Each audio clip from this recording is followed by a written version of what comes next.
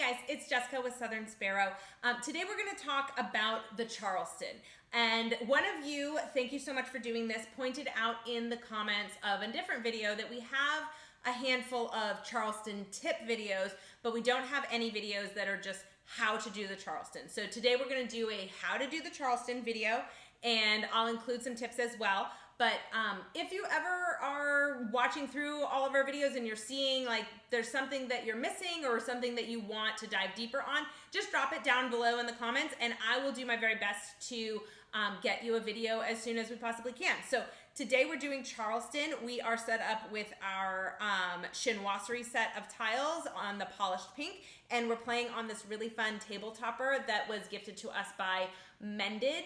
They make these gorgeous hand blocked print textiles and they're just lovely. And if you are in Seaside this summer, they carry Southern Sparrow tiles and accessories in their Seaside shop. So go check them out. They're wonderful. And let's talk Charleston. Okay, so it's a little difficult because I am by myself to do a full Charleston where you have all four people passing, but I will do my very best. So let's talk what the Charleston is first. So what is the Charleston? The Charleston is a dance of tiles. It is really a way for you to get rid of any junk that you have on your rack in the hopes of collecting some tiles that you want for the section and hand that you've selected. So as I've said in videos in the past, on the deal, when you first get dealt your 13 tiles, or 14 if you're the east seat, you want to start by organizing all of your tiles. I like to organize mine by suit and then in number order. And from there, I then start to look for patterns. I look for things that are jumping out to me so that I can choose a section of the card. So I always advise this on the deal. You're choosing a section. Maybe that is consecutive run. Maybe that's 2, 4, 6, 8. Maybe it's winds and dragons. But based on what you're seeing in the tiles you were dealt, you're going to choose a section. And then throughout the Charleston, you want to be collecting tiles towards that section. So the Charleston is your way of getting rid of things that don't fit your section and collecting tiles that do fit your section in the hopes that as we get closer to beginning the game, you will have more tiles towards a single line on that National Mahjong League card. Okay, we've dealt out our tiles and now I've gotten organized and I'm going to then do my first Charleston pass. The Charleston is made up of 6 total passes. The first 3 are mandatory. You must do 3 passes in the Charleston, and then everyone has the opportunity to say stop. If one player says stop during the Charleston is over. It's not put to a vote. It is not a, oh, well, 3 of us want to continue, and so too bad for you. If one player says stop after the first 3 passes, then the Charleston is over. And then you have the option to do a second Charleston. An important point about that second Charleston, if you choose to do a second Charleston, you must do all 3 passes of that second Charleston. So make sure that you definitely still have enough junk that you want to get rid of before you commit to doing 3 more passes of the Charleston. Okay, so our acronym to remember which direction your passes go is ROLLOR. R-O-L, option to stop, L-O-R, ROLLOR. So we're going to do our first pass. I'm going to take 3 tiles, put them face down, and we're going to pass right. The R of ROLLOR is right. We pass 3 to the right. So I'm passing 3 here. This player is going to pass 3 to her right. This player will pass 3 here, and this player passes 3 to me. Let's talk etiquette. Many players like to wait for everyone to have their tiles before they pick up. That's considered good manners in some groups. Some groups play that as long as you have passed your tiles, you may pick up. National Mahjong League rules say that once you've passed your tiles, you may pick up. But just watch for those etiquette cues, especially if you're playing with a brand new group that you haven't played with before. Some players do prefer that everyone picks up at the same time. Okay, so we've all passed right. I'll pick up my tiles. Pretend that everyone else has picked up their tiles as well. And I'm going to rack them and get organized again. And again, I'm looking at what I have here and what I got in the Charleston and maybe saying, oh, okay, this tile might work for my section. So I'm collecting for any like numbers right now, and I'm thinking that's going to be my section, and I'm gonna pass anything that doesn't fit with that. Now, throughout the Charleston, you may find that you receive something in a pass or in a couple of passes that changes the section that you're going for or changes the direction you want to go in. That's totally fine. I will say that my recommendation is try to commit to a section pretty early on, and then as soon as you have 6 or more tiles towards a single hand, a single line on the card, commit. The faster you commit, the more likely you are to win. That's at least what I've seen in my personal experience. So I've racked my pass from the Charleston. I've looked at it. I've kept a couple things and gotten rid of a couple things. I'm now going to say these are my next 3 that I'm passing, that I'm happy to pass. So we did the R. Now we're doing the O of ROLLOR. So we're going over, which means these 2 players are going to pass to each other, and I am going to pass to the person across from me, the person over. So we've done R, we've done O. So I'm going to pick these up and see, okay, I'm starting to get a lot of wins. So I'm going to kind of hold my wins and still keep my eye on those any like numbers. So now I'm kind of between 2 sections, and I'm going to see what happens on this next pass, and then I'm going to make my choice. So I've taken 3 tiles again. It's 3 tiles every pass of the Charleston, and I'm gonna pass to my left, which means everyone is going left. This player is going left to me, this player is going left here, this player is going left there. So now we've all passed to the left. I want to pause here and talk about an option you have on this first left pass, and you'll have the option again on the second right pass if your group chooses to do a second Charleston.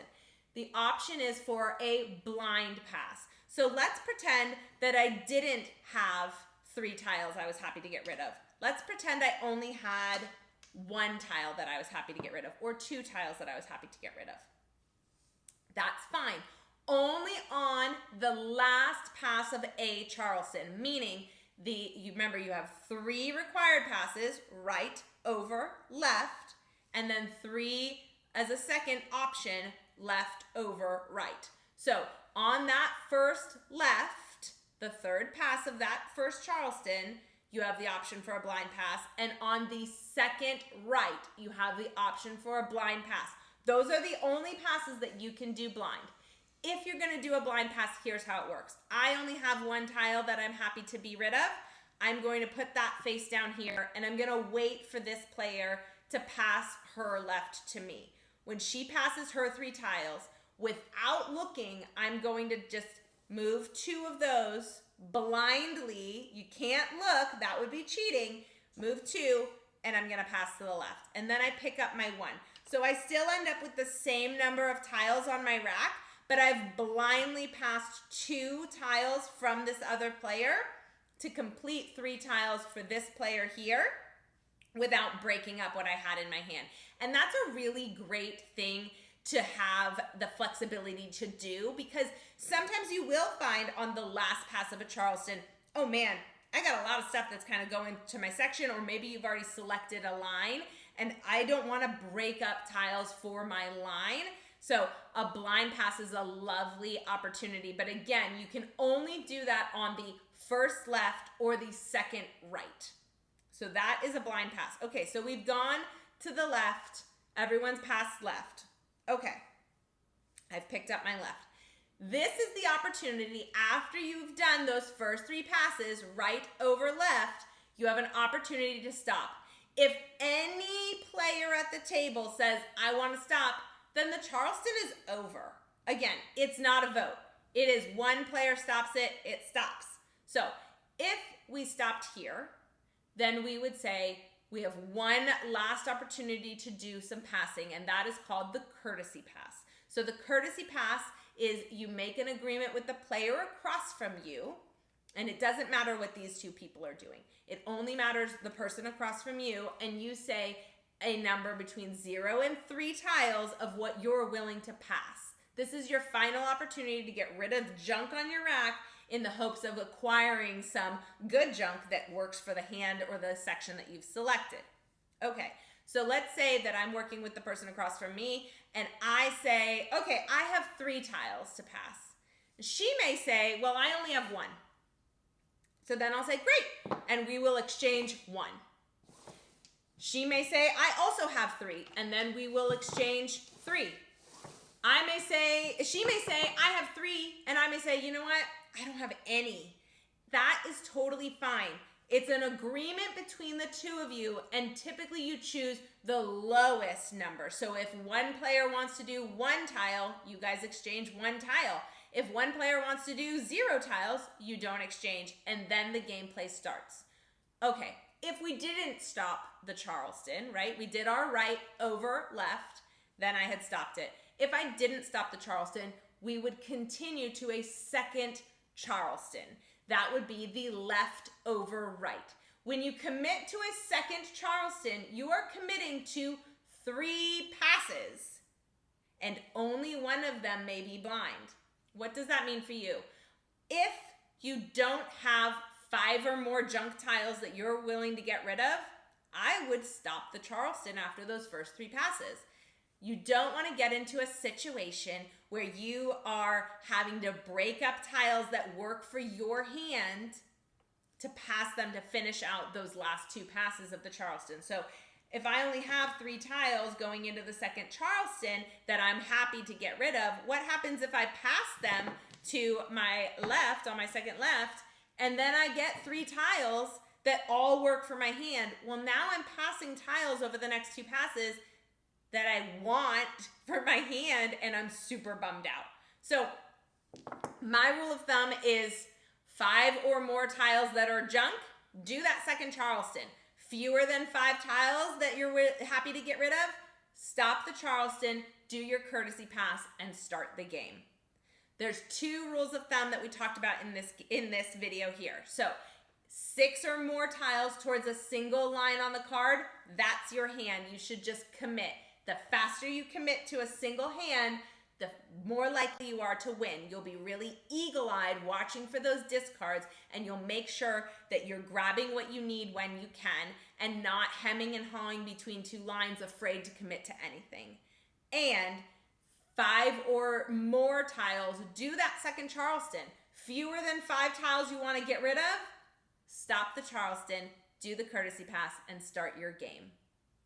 Please let me know if there are any questions down in the comments. We try to answer every single question, and happy mahjong, y'all.